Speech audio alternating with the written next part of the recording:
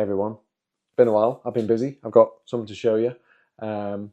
Little video first, turn the volume down a little bit. Sorry, I couldn't resist, but watch this and then I'll tell you a bit more about what's behind me.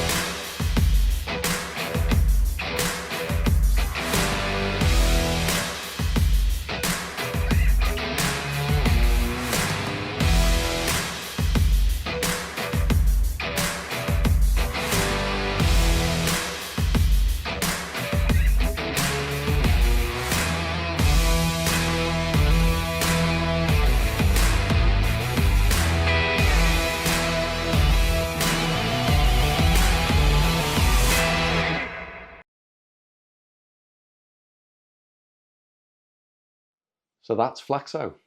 Yeah, that kind of covers the highlights, I suppose. But I thought I'd go over a few more of the details and try not to waffle on too much. So basically, to recap, Bender was designed. I actually look back. I don't take much video, but I tend to take pictures a lot, and I look back through the photo library, and I got the Heltec V3 on January the 1st.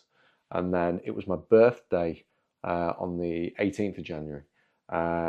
So I think on my birthday I sat down and I had a play with the Heltec for the first time, and I designed Bender in 3 days. So you know, it wasn't designed to leave my office, is the truth of it. You know, it just escaped, shall we say, and here we are. So Bender has a few limitations, if you like. Well, first off, it only supports the Heltec V3.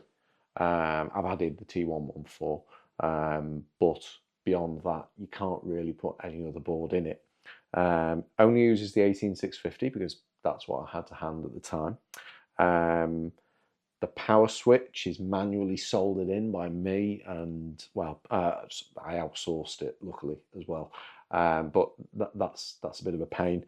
There's no GPS support because there's no room in it for the GPS really. You can squeeze one in, but it's a bit of a push, and there's no way to mount it. And you probably don't see it, but it makes a lot of waste when you print it. I say a lot, it's not that much, but there's a lot of support needed in the printing process.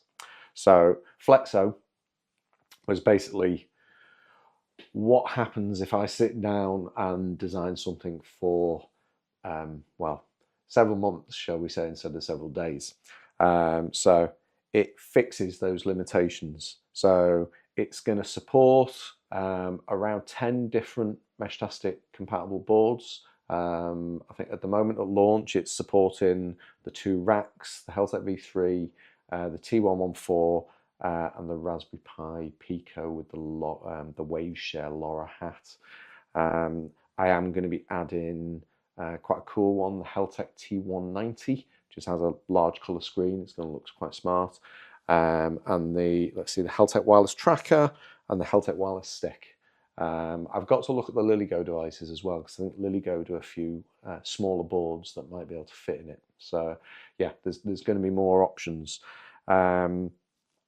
Other than that, it tries to expand on the power options. So instead of just the 18650, which it still can support, you can use a flat LiPo cell. And these are important because these have a little power management chip in, so they can't be overly discharged or overcharged. This one's made by EMB, 3,700 milliamps, so it's pretty big.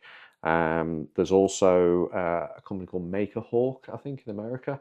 They sell effectively exactly the same battery. So in the US, you can buy 2 different versions of this effectively. One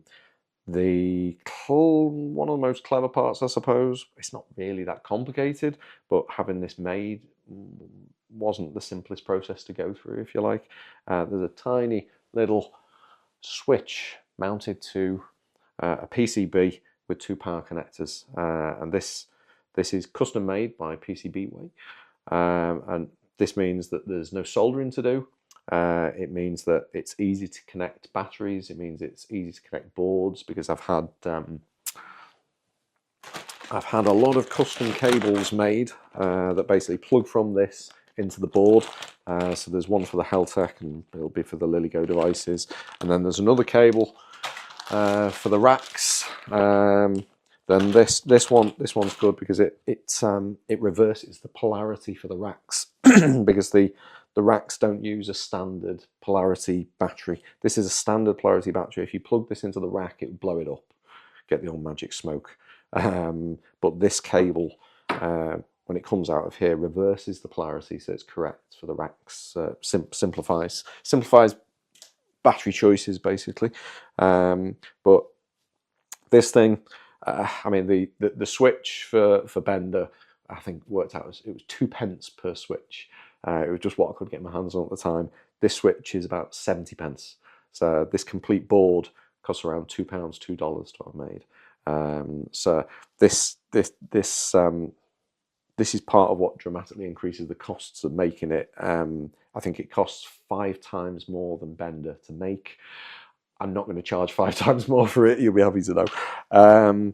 So yeah, what else? Let's see. So yes, as well as the switch, etc., and the batteries, you now have a mounting plate, which is on the wall. It actually doubles as a GoPro mount. So there are 2 little prongs that you push into the back, and that gives you the GoPro connection. So you can use any GoPro mount. This has been hanging around in my office for about 10 years. So it's a suction cup, so you can stick it to the dash of your car, the windscreen, etc. Of course, it's still PLA plus plastic, so you wouldn't want to leave it in your car for an extended period of time because it might go a little bit wobbly, shall we say.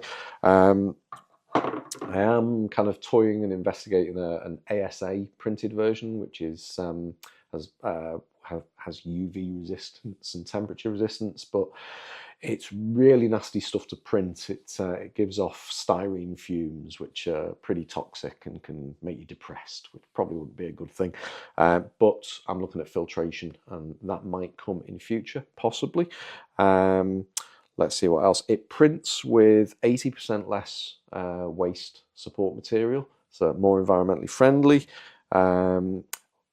All of the GPIO pins on the boards will be exposed, so that the mounting Bender used to block those pins, so you didn't have access to them if you wanted to tinker. With this, all of the pins will be exposed. You can add any kind of sensors, etc., that you like. You can in theory modify it. If you notice this back panel, it kind of screams, stick a solar panel on me. And if your device supports solar, like the RAK or the T114, in theory, pop a little hole through the back, stick a panel on the back, solder it into the cable and plug it in, and bingo, you can add solar to it quite easily. I personally, I like using the larger panels and just plugging them into the USB. I've got and have left my normal one at home, but yeah, that's basically it. Oh, I suppose other things, because it's larger, it suits the larger antennas better. So it can actually fit some of these really wide-based ones. So I think this is a Tagalas one. The one up there is a Tagalas, and that's a Tagalas. Still works well with the ones from PT Place that David makes here in the UK. They'll still be available as an option. But yeah, that's about it, I think. But yeah, I'll be adding more support for more boards going forwards. That's